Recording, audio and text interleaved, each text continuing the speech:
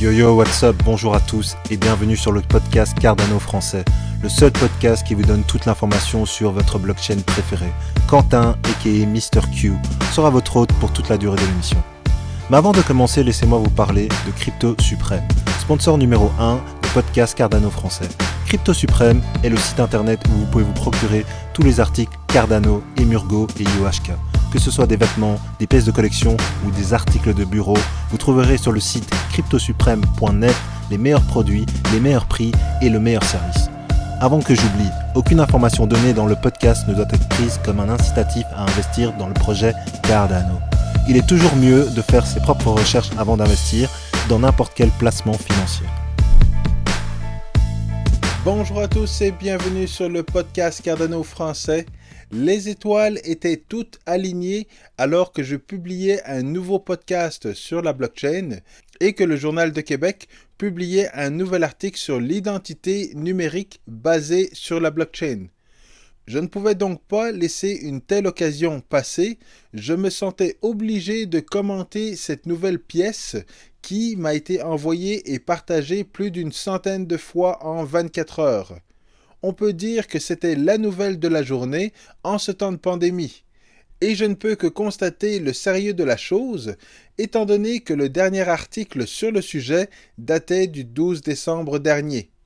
Vous trouverez dans la description cet article et le podcast que j'avais publié pour l'occasion. Mercredi dernier, Québec est passé au deuxième acte de son projet sur l'identité numérique. Ce projet qui fait toujours couler beaucoup d'encre, comme vous pouvez le constater dans les articles de TVA, du Newswire et 2 articles qui ont été publiés dans le Journal de Québec. Ce que je vous propose, c'est de passer à travers l'article et d'élaborer sur certains points pour clarifier les enjeux et les problématiques. Alors, comme premier point, on peut lire que le gouvernement veut devenir le gardien des données confidentielles de tous les Québécois en fournissant à chaque citoyen sa propre identité numérique. Ce qui est important de souligner, c'est que comme je le mentionne souvent, la technologie blockchain n'est pas la solution à tous les problèmes, et le titre de l'article ne laisse en aucun cas présumer que la chaîne de blocs sera utilisée pour gérer l'identité numérique des Québécois. Seulement, étant donné qu'il avait été question de la blockchain dans l'article du 12 décembre dernier, chaque fois qu'on parlera d'identité numérique, nous allons associer cela à la chaîne de blocs. Alors que la chaîne de blocs n'est pas la seule technologie qui sera en cause, il y aura probablement d'autres technologies qui joueront un plus grand rôle que la chaîne de blocs. Mais juste le fait que la blockchain ressorte dans chaque article devrait vous démontrer que cette technologie va être l'innovation de la prochaine décennie. Ce n'est pas pour rien que la date de livraison est passée de 2021 à 2025. Cela va effectivement être un gros projet et rien ne sert de courir, il faut partir à point. Alors par la suite, on peut lire que si le projet est une réussite, et j'ai l'impression qu'on veut faire ressortir le fait que d'autres projets d'envergure n'ont pas été des réussites, mais si ce projet-là est une réussite, l'identité numérique permettra à chaque Québécois d'accéder à son permis de conduire, son dossier d'impôt et ses comptes bancaires sans avoir à retenir d'innombrables mots de passe et à avoir sur soi des dizaines de cartes d'identité. Et donc, après 4 paragraphes, on sort le lapin du chapeau et on précise que l'identité numérique sera basée sur les chaînes de blocs réputées inviolables. Y aura-t-il du cloud, de l'intelligence artificielle ou du data mining? Aucune idée. Mais on sait qu'il y aura des chaînes de blocs. Laissez-moi clarifier le tout pour vous. Le but de la technologie blockchain est d'avoir une seule source de vérité. Pas une seule source d'information, mais bien une seule source de vérité.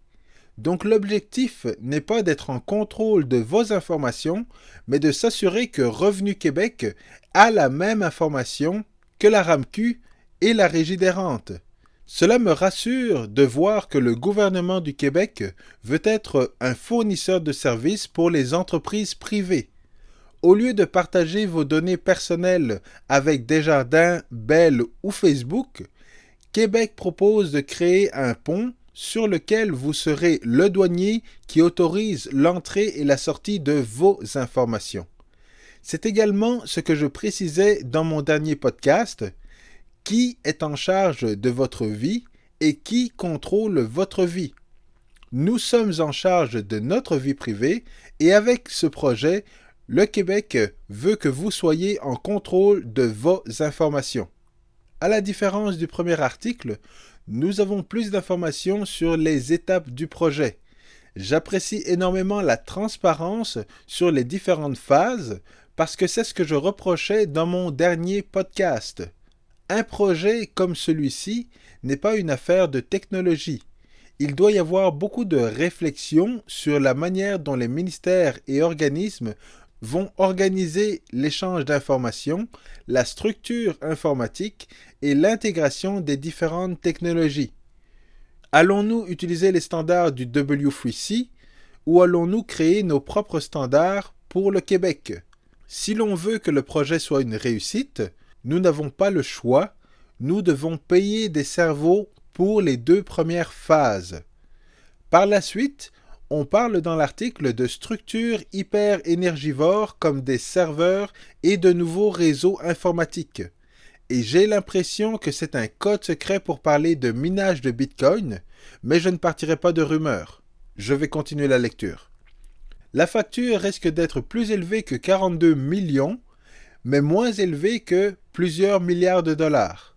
Et Québec sera propriétaire de toute l'infrastructure technologique, à part si on utilise les outils de Microsoft comme Teams ou Azure. Alors évidemment, on ne peut pas parler d'identité numérique au Québec sans parler des autres institutions comme Desjardins et Desjardins.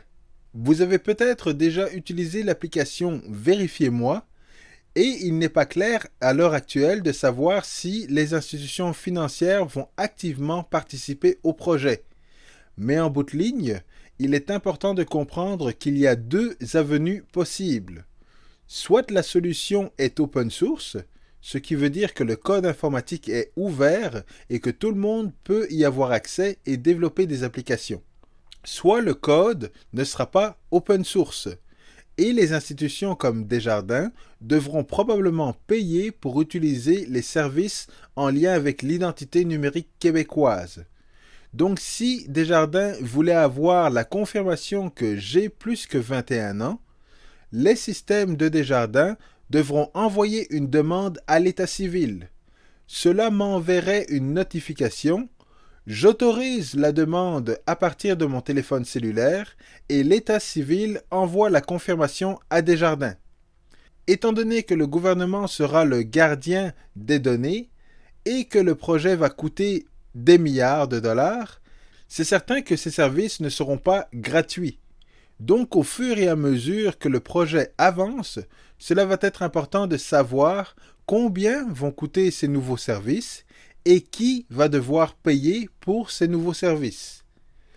Comme je le disais, je suis agréablement surpris par la quantité d'informations partagées dans l'article, mais nous ne voyons que la pointe de l'iceberg.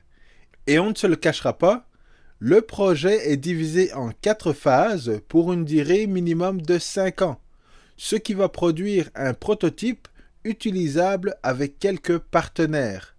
D'après moi, en 2025, nous ne serons pas rendus à montrer notre téléphone intelligent aux policiers ou à notre conseiller financier pour obtenir une autorisation de prêt hypothécaire. Mais nous serons définitivement en avance sur plusieurs provinces et plusieurs pays. D'ici là, vous pouvez compter sur moi pour mieux vous informer sur la technologie blockchain. Abonnez-vous au podcast Cardano Français pour de nouvelles hebdomadaires sur la blockchain. Et n'oubliez pas de liker le vidéo et de le partager à vos proches. Je vous dis à la semaine prochaine. Peace.